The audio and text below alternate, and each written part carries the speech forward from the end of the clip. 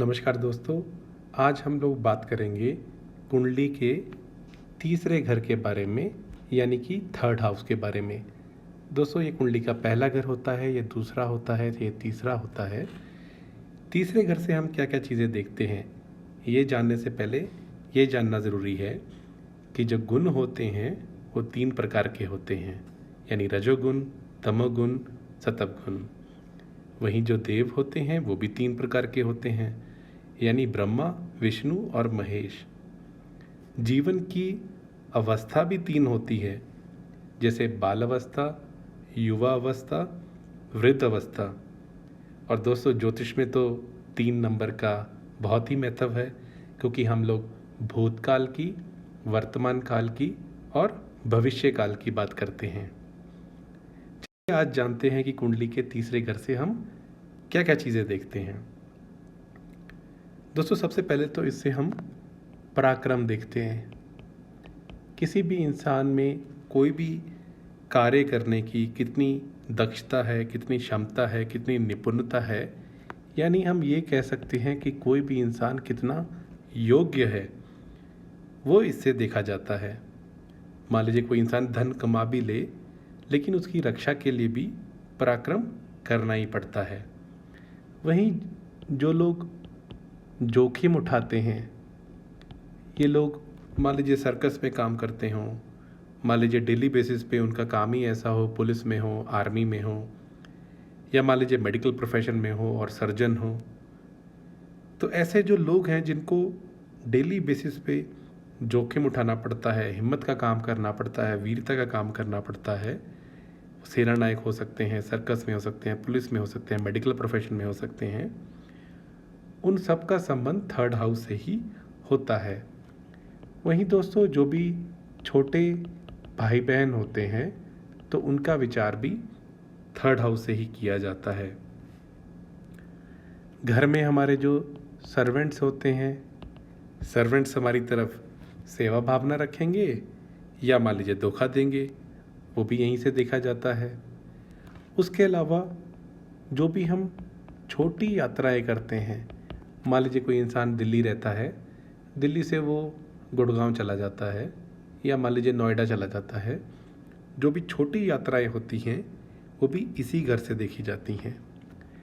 वहीं दोस्तों, शरीर का जो दायां भाग होता है, जिसमें हम कान को देखते हैं, जिसमें हम आँख को देखते हैं, और इवन जो हमारा पैर होता है उसको भी इसी से देखा जाता है, इसी घर से। दोस्तों, जो भी दूर संचार की प्रणाली होती है, जैसे मान लीजिए आकाशवाणी हो गई, ऑल इंडिया रेडियो हो गया, दूरदर्शन हो गया, कोई मान लीजिए टीवी में न्यूज़ एंकर है, या मान लीजिए इसी ऐसे किसी माध्यम में काम करता है, तो उसके लिए भी थर्ड हाउस बहुत इम्पॉर्टेंट होता है।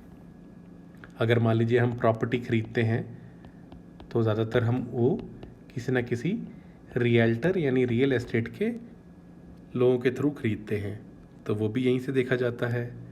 किसी इंसान में कितनी बार्गेनिंग पावर है, मान लीजिए आप सब्ज़ी लेने गए और सब्ज़ी वाले ने कहा कि 1 किलो आलू 40 रुपए के हैं, तो किसी ने कहा ठीक है भाई, तोल दो 1 किलो 2 किलो। किसी ने कहा कि 2 किलो पे कितना डिस्काउंट मिलेगा, अच्छा 5 रुपये डिस्काउंट मिलेगा, तो मेरे को आधे किलो पे इतने रुपए दे दो। वैसे तो गरीब लोगों के साथ बार्गेनिंग करना अच्छी बात नहीं है, क्योंकि वो लोग वैसे भी गरीब होते हैं। अगर एक आध 5-10 रुपये एक्स्ट्रा भी दे दिए जाएँ तो कोई बात नहीं, लेकिन बार्गेनिंग की जो क्षमता होती है वो भी इसी घर से देखी जाती है।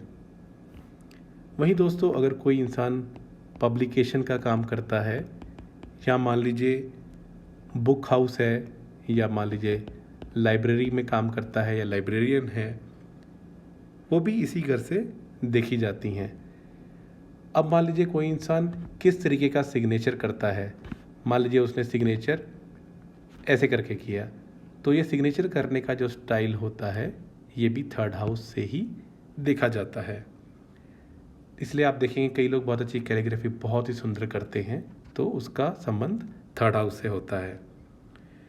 वहीं दोस्तों कई लोग भ्रम में बहुत जल्दी आ जाते हैं, यानी किसी ने कोई अफवाह सुनाई, उस अफवाह को तुरंत मान लिया। ये भी थर्ड हाउस से ही रिलेटेड होता है। अगर हम पॉलिटिक्स की बात करें तो आपने मेरा पुराना वीडियो देखा होगा जिसमें मैंने इंडिया की बात की है, तो नेबरिंग कंट्रीज़ के बारे में भी यहीं से देखा जाता है, या हम जहाँ रहते हैं तो हमारे नेबर्स के बारे में भी यहीं से देखा जाएगा।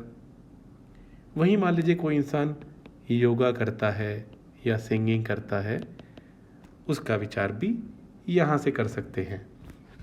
अगर समरी में बात की जाए तो पराक्रम, दक्षता, कार्य करने की क्षमता, निपुणता, हिम्मत, वीरता, छोटे भाई बहन, छोटी यात्राएं, संचार माध्यम जैसे डाक है, दूरभाष, दूरदर्शन है, आकाशवाणी है, शरीर का दायां भाग है, शरीर की तंत्रिका प्रणाली भी है, या मान लीजिए कोई हम बार्गेनिंग काम करते हैं, कोई बुक शॉप है, या मान लीजिए लाइब्रेरियन है, कोई प्रकाशन का केंद्र है यानी पब्लिकेशन हाउस है, या मान लीजिए कोई इंसान किसी जल्दी अफवाह में आ जाता है।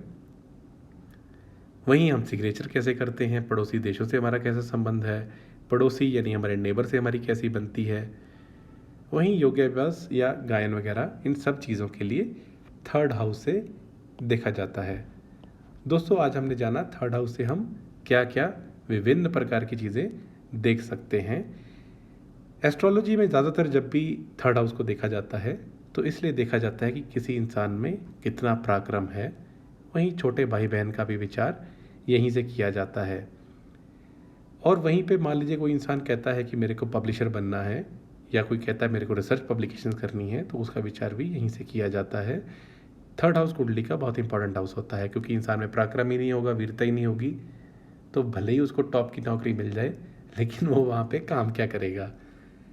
तो दोस्तों आज के लिए इतना ही। अगर आपको वीडियो अच्छा लगा तो इसको लाइक कर दीजिए। अगर आपने मेरा चैनल अभी तक सब्सक्राइब नहीं किया तो प्लीज़ इसको सब्सक्राइब कीजिए। और ऐसी ही रोचक जानकारी के लिए आप हमारे चैनल पे आते रहें। आज के लिए इतना ही। आपका बहुत बहुत आभार।